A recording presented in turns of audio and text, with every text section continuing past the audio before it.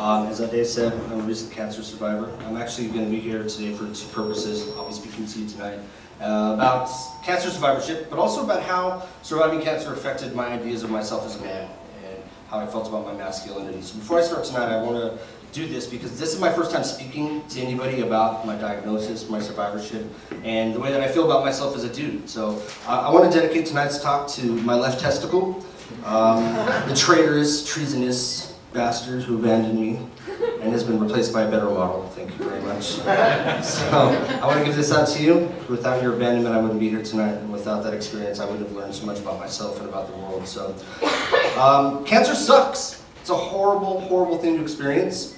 You spend a lot of time exhausted. You spend a lot of time losing your hair. You spend a lot of time being so nauseous that you can't manage to do anything. Hold on a second, I'll tie it over here. You spend a lot of time being really sick. You spend a lot of time being so nauseous that you can't manage to do anything throughout your day. You lose your hair. Your fingernails start to turn black and flake off and bleed.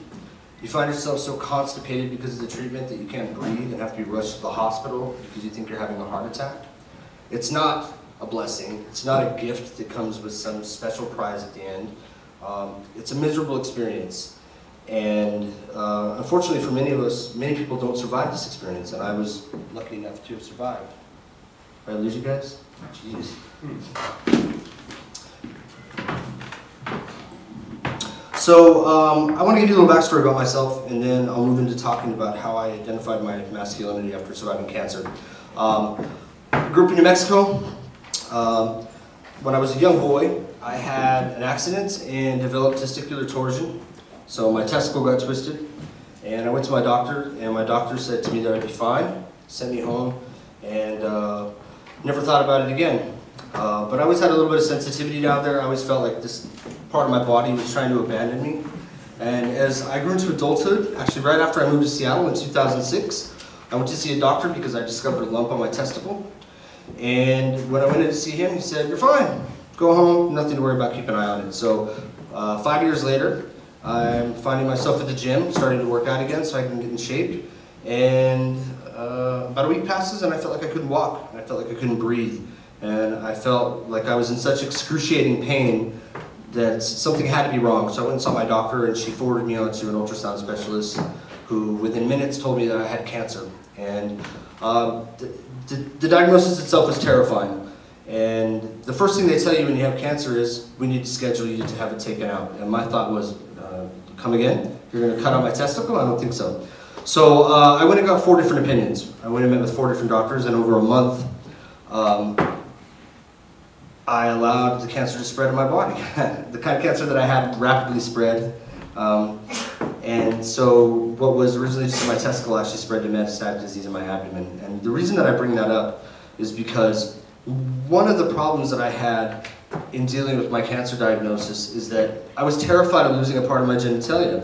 And rather than be proactive about that and come forward and say, you know what, I'm going to sacrifice this part of my body so that I can live a longer life, I avoided that surgery, trying to prolong it so that I could prevent it from happening if possible, and I allowed my disease to spread. So I bring that up because I want to point out something. When statistics say that testicular cancer, when you talk to doctors, they always tell you it's the kind of cancer that you want to get because it's almost 100% curable. Most guys, if you catch it within a right amount of time, it's a 99% cure rate. If it's been let go long enough, if it's spread to other parts of your body in that general area, the survival rate drops to about 96. In the month that I waited, my survival rate dropped from 99% to 74%. And that was a terrifying thing for me to discover. So I went into chemotherapy. I had almost 4 months of chemotherapy. And again, as I said, it's a disgusting experience. I never thought, when I moved to Seattle and I thought about the glamorous life that I lived, I never thought that I would find myself on my 35th birthday, laying on my bathroom floor with my legs high up in the air. I'm not going where you think you're going, perverts, so get your minds out of the gutters. Laying on the floor, my legs high up in the air, having to give myself an enema because the chemotherapy had made me so constipated that I couldn't eat, I couldn't breathe, I couldn't drink. I basically was just miserable. And that was pretty much how my chemotherapy experience felt. Now, I survived that, I lived through it, and unfortunately my metastatic disease wasn't cured. And so at this point, I had lost a testicle, and the doctors came to me and said, you have cancer in your abdomen, and we need to remove it, because if we don't, you're going to die. It's going to continue to spread. So they performed what's called a retroperitoneal lymph node dissection. Try saying that 5 times fast. Retroperitoneal lymph node dissection. Basically, they cut me from my penis to my sternum and removed my intestines and scraped my lymph nodes off. It was about a 6-week recovery. I laid in bed, and during that time, I became addicted to pain pills. And I became addicted to benzodiazepines, which is a common problem with people that survive cancer. Because of the trauma their bodies have experienced, you become addicted to these things. So in the midst of this diagnosis, I have lost parts of my body. My body's been traumatized, and I've become sensitive to pills. So I have a lot of stuff going on, and I was pretty miserable. In addition to that, I also discovered after going through that I had become infertile. And because of the surgeries that I had, my body no longer functioned the way that it did. I could still have sex, I could still have an orgasm, but I can no longer ejaculate. I'll never have children of my own, which has always been a lifetime dream of mine. And that's because of the nerve damage that was done to my body when they cut me open. So I came out of this experience pretty miserable, as you can imagine. I was horribly depressed. I spent a lot of time thinking about death and dying and feeling like I wanted to die. In the months following my survival of cancer, there were multiple times that I thought about and actually attempted suicide. And I didn't know this, but the reason that these things were occurring was not just because I had survived cancer. My body had changed, not just physically. What happened to me is that my remaining testicle was no longer producing the amount of testosterone that I needed for me to function normally. So because I didn't have enough testosterone, I was depressed. I was lethargic. I started to put on a lot of weight. I couldn't get out of bed some mornings, and some nights I couldn't fall asleep. And so I went and met with a doctor, and they talked to me about going on hormone replacement therapy. Now, many of my trans brothers and sisters have gone through this as part of the transition process. They're doing so that they can realize an identity that they want to affirm. For me, I'm just trying to maintain an identity that I've always felt. I'm a cisgendered male. So I found myself at 36 years old having to go on hormone replacement therapy that most guys my age, most normal guys, don't have to worry about. Most guys don't have to worry about this until they're in their late 40s, early 50s. And here I am having to get an injection every week now so that I don't feel like I'm going crazy, so that I have a sex drive, so that I don't put on a lot of weight. So cancer affected my idea of masculinity in many physical regards. But it also affected my ideas about masculinity in the sense that we have these labels that are imposed on us by society about what a man is supposed to be and what a woman is supposed to be. I've always been a bit of a crybaby. I own that. I know it. I get it from my grandmother, and I'm not ashamed of it. I have no problem crying. I love soap operas, but just as much as I love soap operas, right? Thank you very much. General Hospital, thank you very much. I love my soap operas. I watch them every day, but you know what? I also catch football every weekend as well. So I came out of my cancer diagnosis thinking about myself and the things I'd experienced and the fact that I was vulnerable for a long time, that I was dependent on the people in my life. My father had to come and take care of me. At 34, 35 years old, I was unable to fend for myself. That's not exactly the archetype that's taught to us as children of what a man is. A man is supposed to be virile, he's supposed to be powerful, he's supposed to be healthy and strong and sexy. I was none of those things at that point, let me tell you. I actually looked more like Uncle Fester than I did Casanova, let's just put it that way. So I came out of this and I thought about these labels that have been imposed on us and how miserable they had made me feel. And I started to think about the other people in my life, the people that I'd seen, the people that had survived cancer, and how they had managed to live with cancer, and how I was judging myself unfairly, and not giving myself the credit that I deserved, and also not really owning the things that were still true about me. Just because I lost my testicle didn't mean that I'm less of a man. And not ironically, but to be about as cliche as a gay guy can get, the person who taught me this was Kylie Minogue. God, I love Kylie Minogue.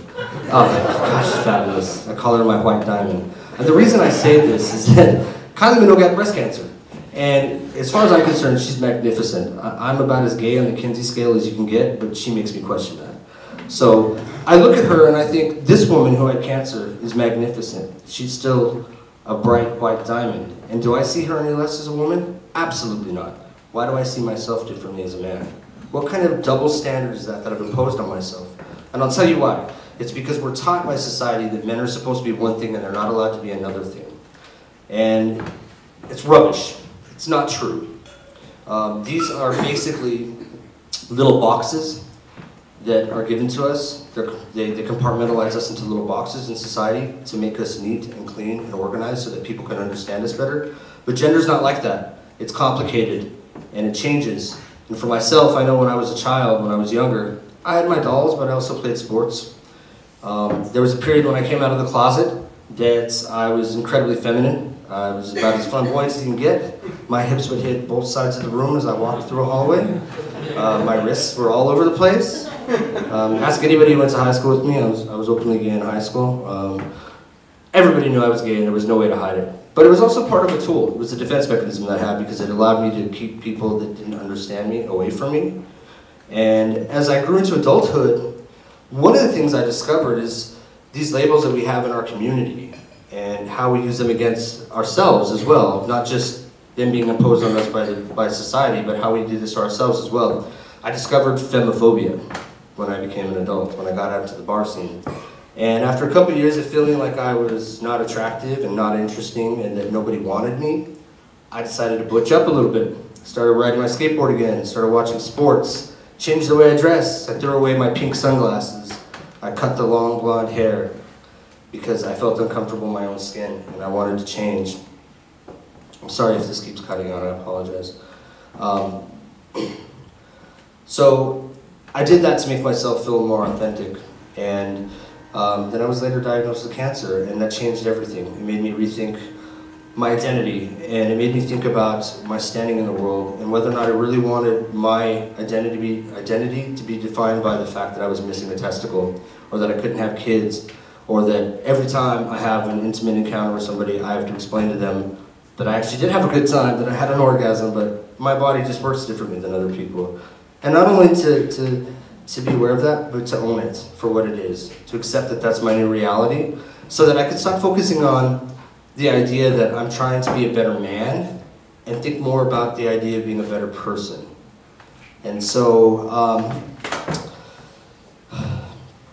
for me, living through cancer and thinking about my manhood was the opportunity for me to take ownership of my own life, to stop being a victim.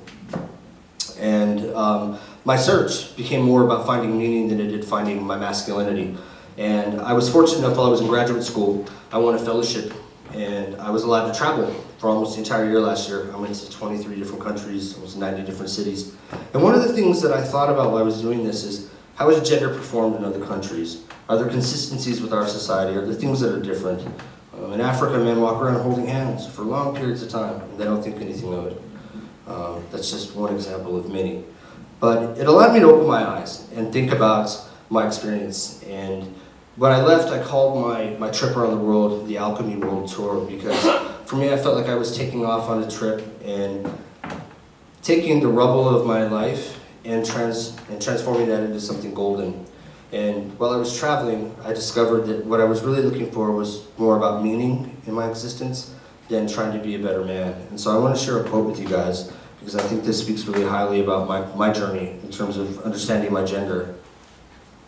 It says, "Meaning is not something that you stumble across like the answer to a riddle or a prize in a treasure hunt. Meaning is something you build into your life.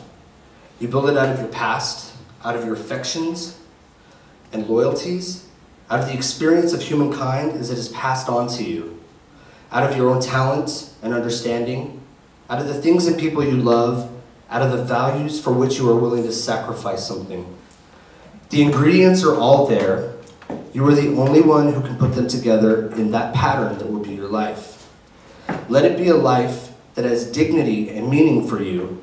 If it does, then the particular balance of success or failure is of less account." And that's from John Gardner, and I keep that up in my house because it reminds me every day that I need to focus on not the things that I've experienced in the past, but the person that I am today. And so,